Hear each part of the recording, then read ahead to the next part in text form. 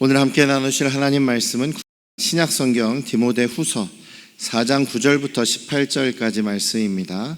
디모데후서 4장 9절부터 18절까지의 말씀을 우리 최윤정 집사님의 인도에 따라서 교독으로 읽도록 하겠습니다. 디모데후서 4장 9절부터 18절까지 말씀입니다. 너는 어서 속히 내게로 오라.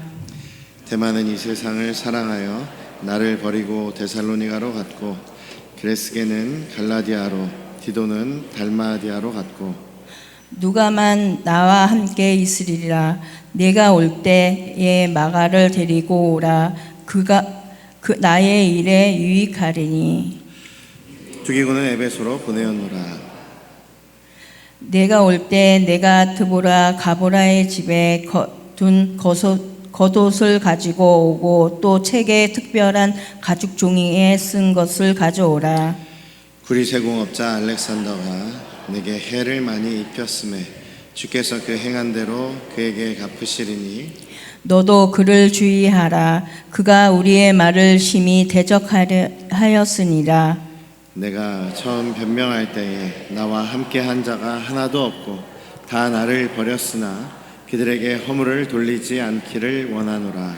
주께서 내 곁에 서서 나에게 힘을 주심은 나로 말미암아 선포된 말씀이 온전히 전파되어 모든 이방인이 듣게 하려 하시니, 내가 사자의 입에서 검짐을 받으니라.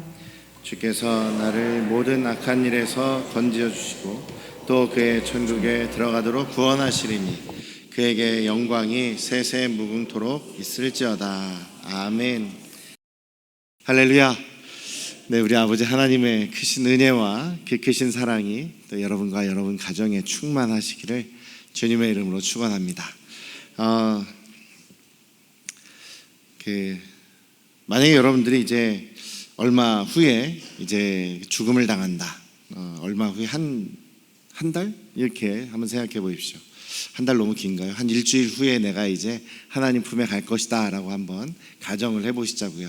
그때가 되었을 때 여러분들은 누가 제일 보고 싶으시겠습니까? 보고 싶은 사람 얼굴, 살아있는 사람 중에서, 또 그동안 여러분들이 가까이 했던 사람 중에서 보고 싶은 사람이 떠오르시는 분이 있습니까? 또 내가 지금 어려운 상황에, 이제 힘든 상황에서, 그 죽음을 맞기 전에 그 상황에서 내 곁에는 누가 나와 함께 있을까? 이런 것을 한번 생각해 보신 적이 있습니까? 끝까지 함께하는 그런 관계. 내가 죽음을 맞이하기 직전에, 혹은 내가 정말 죽음 같은 고통과 어려움의 시기에 내 옆에 있는 사람이 있다면, 나의 옆에 항상 떠나지 않고 붙어 있어줄 사람이 있다면 참 좋은 사람이죠. 행복한 관계가 되지 않을까 싶습니다. 또 언제 어디서든지 내가 부르기만 하면 열일을 다 제쳐두고 나에게 달려와 줄 수 있는 그런 사람이 있다면 또 그것도 굉장히 우리에게 있어서 복된 그 모습이 아닐까 싶습니다. 사람이 남는다라는 얘기 많이 들어보셨죠? 우리에게는 우리에게 어떤 사람이 나와 함께 있는지, 나를 사랑하는 어떤 사람이 있는지, 나와 끝까지 의리를 지켜줄 수 있는 사람이 있는지, 그것이 만약에 그런 사람들이 있다면 또 성공한 인생이라고 할 수도 있겠습니다. 바울 사도 같은 경우가 또 그런 인생이기도 했겠고, 또 제가 야구를 되게 좋아합니다만, 그래서 그 최강 야구라고 하는 그 예능 프로그램이 있어요. 은퇴한 야구 선수들이 다시 몸을 다시 힘들게 훈련을 해서 다시 이제 몸 컨디션을 만들어가지고 실력을 다시 향상시켜가지고 지금 현재 선수 생활을 하고 있는 고등학교 야구부, 대학교 야구부, 혹은 그 프로야구 선수들하고 이렇게 경기를 하는 거예요. 그런 경기하는 과정이나 그런 내용을 이제 예능 프로로 보여주는 것이 이제 최강야구라는 프로그램인데, 그 은퇴한 야구 선수들을 모아서 훈련을 시키고 감독을 하는 분이 김성근 감독이에요. 김성근 감독 찾아봤더니 42년생이시더라고요. 82, 83 이 나이인데도 여전히 배트를 휘두르고 공을 던져주면서 그 선수들을 훈련시키고 있습니다. 보기만 해도 감동이죠. 어르신이 지금도 열정을 가지고 야구와 함께 살아가고 있다는 그것이 우리 보는 사람에게 감동을 주기도 하는데, 또 한 가지 감동적인 것은, 제가 감동받은 것은 그분이 이제 야구 그 감독직을, 최강야구 감독직을 이렇게 딱 수락하자마자 전화를 하는 거예요. 전화를 한 통 하는데 누구에게 전화를 하냐면 코치, 자기와 함께 손발을 맞춰서 이 선수단을 이끌고 갈 코치에게 전화를 하는 거예요. 너 나와 같이 코치하자, 이거 야구 선수단 이끌자라고 전화하니까 네 알겠습니다 한마디 하고서 바로 달려오시는데, 그분이 나이가 65이더라고요. 코치가 65이에요. 이 감독님은 82이고 코치님은 65살인가 그래요.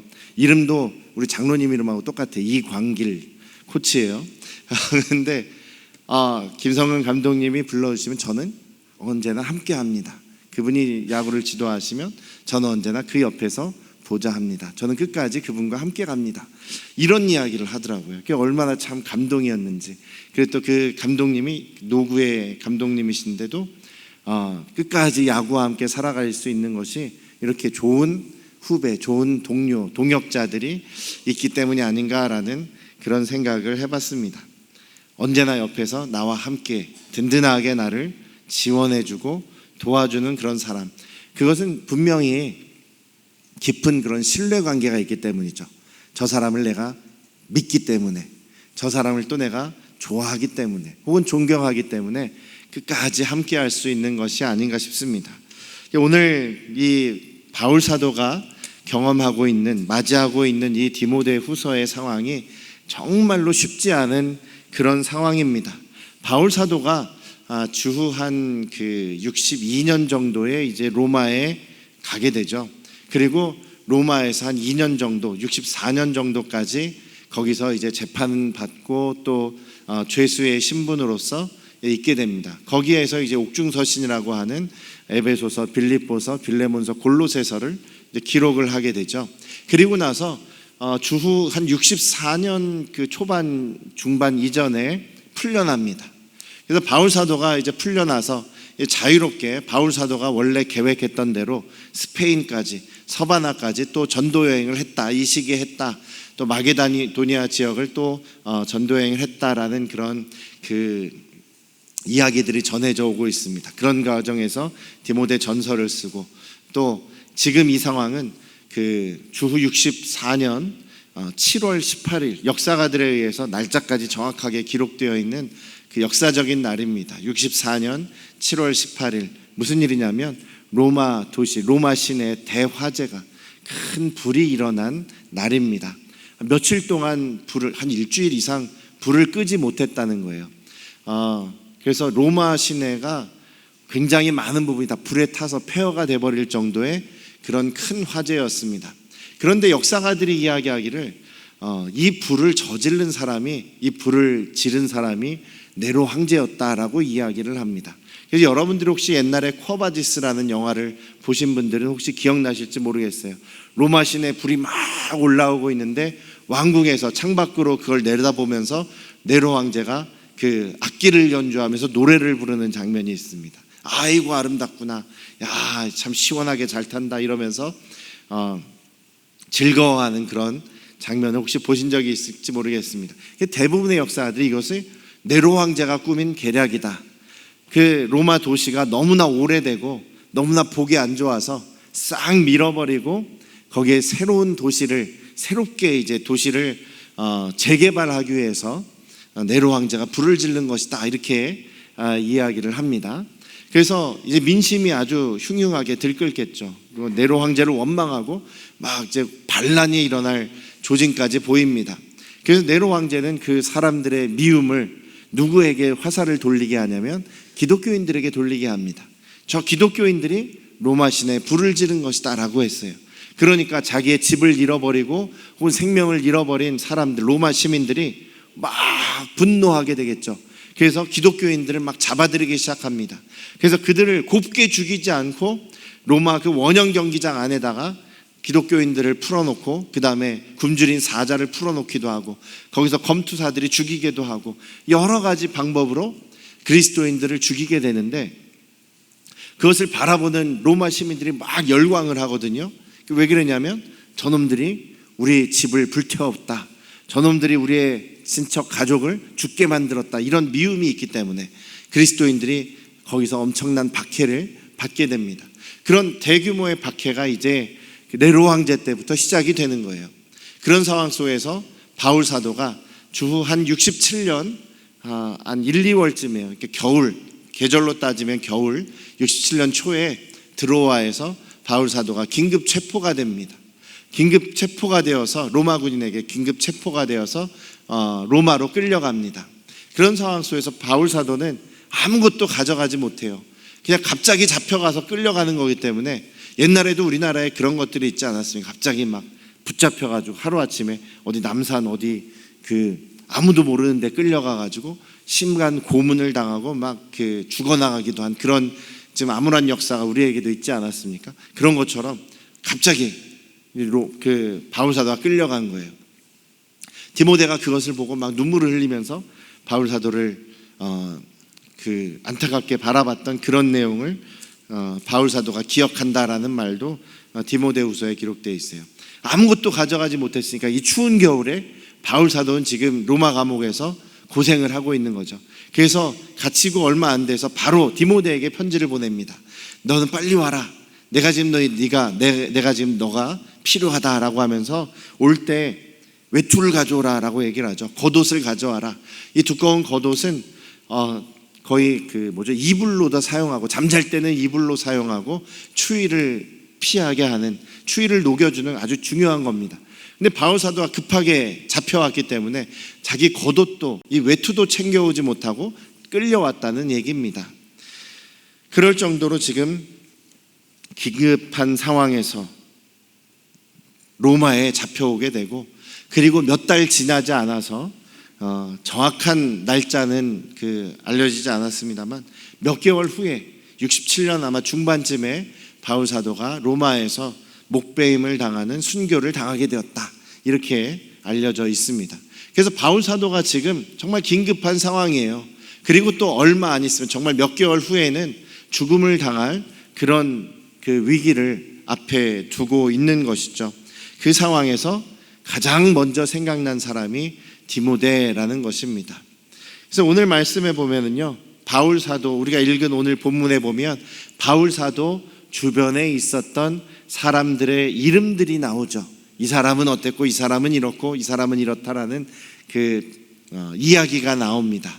마지막 바울의 사도의 인생 속에서 마지막을 함께하고 있는 사람, 혹은 마지막에 자신을 배반한 사람, 마지막에 오히려 자기를 공격하고 해를 끼친 사람, 마지막에 내가 나의 사명을 위임해서 내가 떠나보낸 사람, 이런 사람들의 이름이 나옵니다. 첫 번째로 이제 디모데가 가장 먼저 나오겠죠. 디모데에게 말합니다. 너는 빨리 나에게 와라. 디모데는 바울 사도의 영적인 아들입니다. 바울 사도가 정말 아들처럼 여기는 그런 사람이에요. 항상 내 아들 디모데야라고 이야기할 정도로 디모데를 아주 사랑하고 아끼는 그런 사람이었죠. 또 지금 이 어려운 상황에서 가장 필요한 사람, 내 옆에 가장 필요한 사람이 디모데다라고 얘기합니다. 그리고 또 개인적인 부탁도 할 수 있는, 가장 급한 상황에 개인적인 부탁을 할 수 있는 것이 가능한, 자신이 가장 신뢰하는 사람이죠. 바울 사도가 가장 신뢰하는 사람, 아마도 디모데였을 것입니다. 개인적인 부탁까지 이렇게 하는 사람, 디모데죠. 여러분들이 어려움을 당하셨을 때, 혹은 힘든 상황에 있을 때, 외로울 때에 여러분들은 누구를 가장 먼저 부르시겠습니까? 그 사람은 바로 달려올 수 있는 그런 사람이 혹시 있으십니까? 없다면 만드셔야 되겠고, 또 있으시다면 그분들에게 잘해줘야겠죠. 정말 사랑으로 잘 대해줘야 되리라 생각합니다. 디모데 같은 사람이 되시고, 또 디모데와 같은 사람을 두시도록 하나님께 또 기도하면서 우리 사람들과의 관계를 또 그렇게 믿음으로, 사랑으로 맺어나가실 수 있기를 주님의 이름으로 축원합니다. 또 한 사람은 의사 누가입니다. 의사 누가는요, 지금 바울 사도가 뭐라고 얘기하냐면 11절에서 그렇게 얘기하죠. 누가만 지금 나와 함께 있다. 다른 사람 다 떠났는데 지금 나와 함께 있다. 의사 누가는요, 바울 사도와 거의 모든 전도 여행을 함께 한 사람입니다. 전도 여행을 함께 바울 사도가 함께 하였고, 지금 이 상황에서도 로마에서 정말 두 번째 잡혀서 죄인의 신분으로 재판당하는 이 상황에서도 끝까지 바울 사도의 옆자리를 지킨 사람이 의사 누가입니다. 누가복음을 기록하고 사도행전을 기록한 사람이죠. 이 누가는 끝까지 바울 사도를 믿어준 사람 아니겠습니까? 끝까지 바울 사도와 동역한 사람이겠죠. 그 바울 사도가 순교를 당한 다음에 누가는 그 이후에 이제 그 교회 공동체를 위해서 그리스도인들이 계속 억울하게 박해당하고 순교당하는 것을 조금이라도 변호하고자 누가복음과 사도행전을 기록하게 됩니다. 그러기 위해서 누가는 예수님의 어머니 마리아가 있는 곳에 찾아가서 마리아와 함께 있으면서 그분으로부터 탄생의 이야기, 마리아의 이야기를 또 자세하게 기록을 하게 되죠. 그래서 주후 70년에서 80년 사이에 이 누가복음과 사도행전을 기록해서 로마의 그런 권력이 있는 그런 사람에게, 데오빌로라고 하는 사람에게 보내서 그리스도인들은 로마를 전복시키려는 사람도 아니고 로마 황제를 대적하는 사람도 아니다. 우리는 단지 예수 그리스도를 믿는 사람들이다 라는 것을 이렇게 변호하는 그런 노력을 했던 사람이 누가였던 것이죠. 바울 사도 곁에 항상 함께 있기 때문에 바울 사도가 항상 편하게 의지할 수 있고 항상 믿을 수 있는 사람, 그리고 항상 모든 일을 함께 동역했던 사람이 바로 누가였다라는 것을 생각해 본다면 우리도 그런 사람이 있으면 좋겠죠. 그런 사람이 또 되어줘야 되지 않겠느냐라는 것이죠. 사랑하는 우리 아양 성도 가족 여러분, 디모데와 누가와 같은 그런 사람들이 되시기를 주님의 이름으로 축원합니다. 또 데마라는 사람이 있습니다. 데마라는 사람은 바울 사도가 첫 번째 로마의 그 감옥에 갔을 때, 그 죄인의 신분이었을 때, 그때까지는 바울과 동역하고 함께 있었던 사람이에요. 첫 번째 로마에서는 같이 있었던 사람입니다. 그래서 골로새서와 빌레몬서에 보면 데마가 여러분들에게, 나와 함께 있는 데마가 여러분들에게 무난합니다, 이런 그 글들이 있어요. 그래서 데마라는 사람도 바울 사도와 함께 있었던 동역자였습니다. 그런데 이 마지막 이제 바울 사도가 잡혀서 순교를 앞에 둔 상황에서 이 사람은 이 어려운 시기에 오히려 바울 사도를 떠나갑니다. 10절에 보면 데마는 이 세상을 사랑하여 나를 버리고 데살로니가로 갔다. 세상을 사랑해서 갔다는 겁니다. 자기를 떠난 것이 자기 목숨을 살리려고 이런 것보다도 더 심한 이유죠. 세상을 사랑해서 믿음을 저버리고 그 신앙을 저버리고 떠나가 버렸다. 세상의 즐거움을 위해서 떠나가 버렸다. 재밌는 것은요, 이 데마라는 사람의 이름의 뜻이 인기 있는 사람이라는 뜻이랍니다. 인기 있는, 세상 사람들이 좀 이름대로 간다는 뭐 그런 얘기가 좀 있기는 합니다만, 이 사람은 정말 좀 그런 것 같아요. 자기의 인기와 세상의 즐거움을 위해서 바울 사도를 떠나가 버린 사람, 데마입니다. 마지막 이 어려운 순간에 바울 사도를 배신한 그런 사람인 것이죠.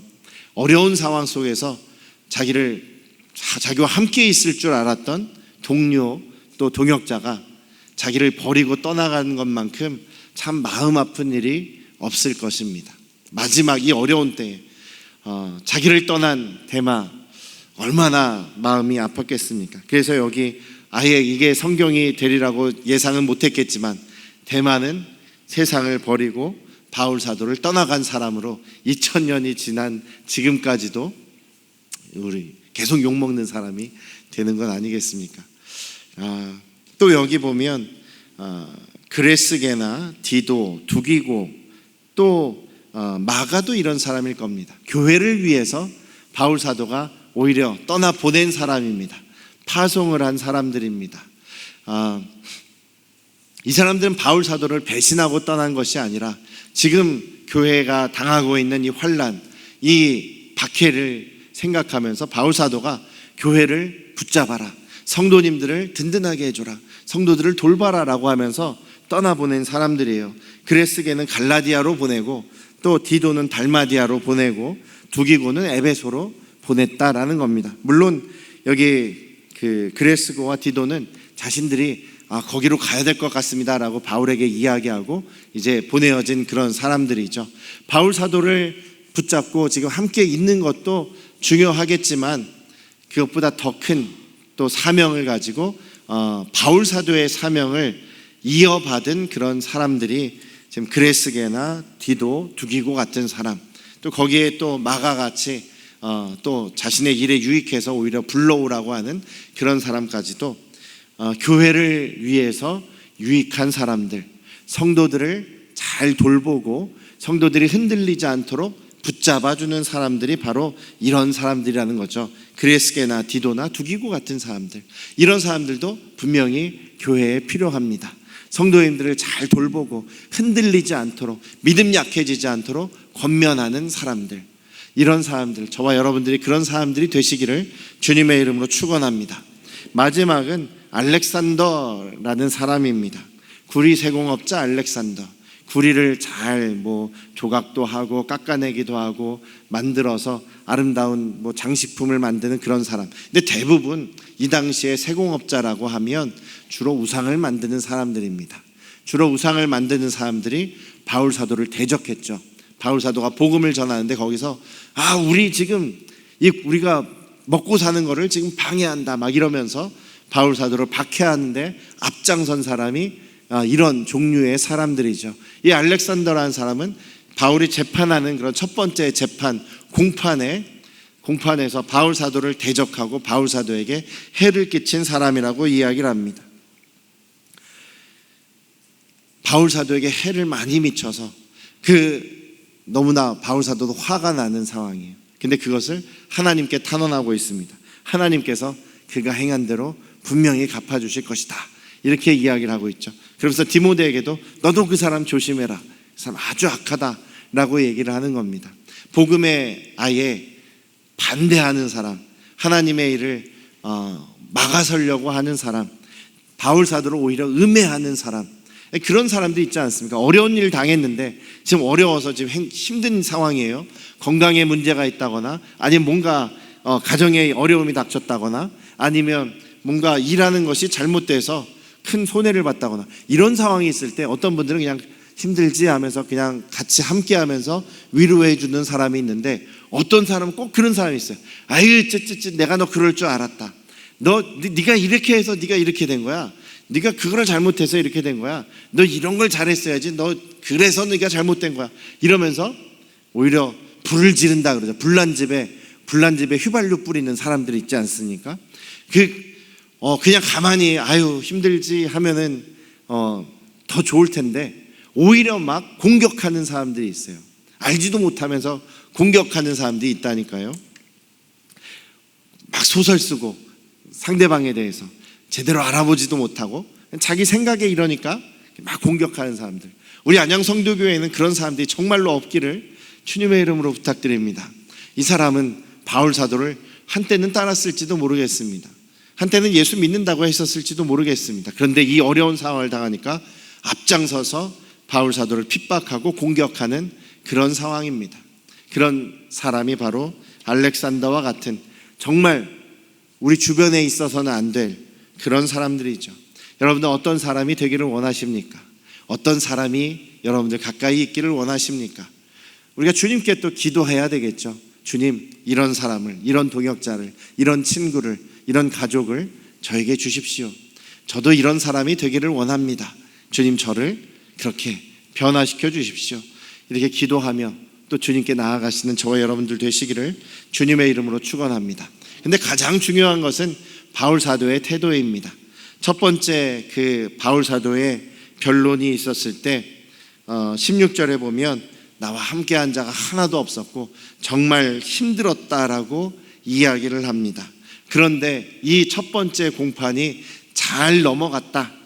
그래서 내가 사자의 입에서 건짐을 받았다라고 이야기를 하죠. 그만큼 첫 번째 재판이 어려웠다라는 얘기입니다. 알렉산더의 방해와 공격도 있었고 또 자기가 변론하는 데 있어서 굉장히 힘든, 아무도 자기와 함께하는 사람이 없었기에 너무나 어려운 재판을 진행했다라고 얘기하는 거예요. 그럼에도 불구하고 주님께서 나와 함께 하셔서 내가 구원을 얻었다, 건짐을 받았다라고 고백하고 있습니다. 바울 사도의 고백은 항상 이렇습니다. 주님께서는 지금도 내 곁에 서서 나에게 힘을 주고 계신다라고 얘기합니다. 17절에 나와 있죠. 우리도 한번 따라해 보겠습니다. 주님께서 내 곁에 서서 나에게 힘을 주십니다. 이 믿음이 여러분들에게 있으십니까? 이 믿음이 여러분들에게 있으시기를 주님의 이름으로 축원합니다. 주님께서는 항상 나와 함께 계십니다. 주님께서는 여기서 바울 사도의 고백은 내 곁에 서서 계신다. 나와 함께 서 계신다. 내가 재판장에서 혼자 서 있었지만 나는 혼자가 아니라 예수님이 내 곁에 서서 계셨다. 그래서 나에게 힘을 주셨고 내가 그 상황을 이길 수 있었다라고 얘기합니다. 그러면서 또한 18절에서 주님이 내 곁에 서 계실 뿐만 아니라 나를 구원하셔서 하나님 나라 천국으로 인도해 주실 것이다 라고 말씀하고 계십니다. 어떤 상황에서든지 주님이 나와 함께 계시다, 내 곁에 계시다라는 사실을 믿고 고백할 수 있다면 우리는 어떤 일이든 이겨낼 수 있으리라고 믿습니다. 아무리 힘든 상황, 아무리 어떤 어려운 상황, 혹시 내 옆에 나를 도와주고 나를 함께할 사람이 없다 하더라도 예수님께서 함께 하신다고 말씀하시죠. 예수님이 함께 계시니 우리는 외롭지 않고 우리는 모든 어려움을 이겨낼 수 있다라는 사실 잊지 않으시기를 주님의 이름으로 축원합니다. 이번 한 주도 우리 예수님께서 나와 함께 계심으로 인해서 내가 주님의 살아계심으로 인해 나와 함께 하심으로 인해 주님 안에 평안을 누리며 승리하는 영적인 승리를 경험하실 수 있기를 주님의 이름으로 축원합니다. 기도하시겠습니다.